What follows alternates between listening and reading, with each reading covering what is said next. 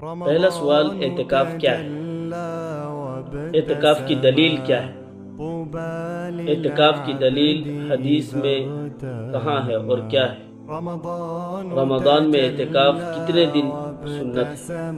ان تمام ہی سوال کا جواب ہم اس ویڈیو کے اندر دیں گے، اور ہماری لانگ ویڈیو بھی آئے گی، وہاں بھی آپ سنیں انشاءاللہ تبارک و تعالی، بہت فائدہ ہوگا۔ دیکھیے، اعتکاف کیا چیز ہے؟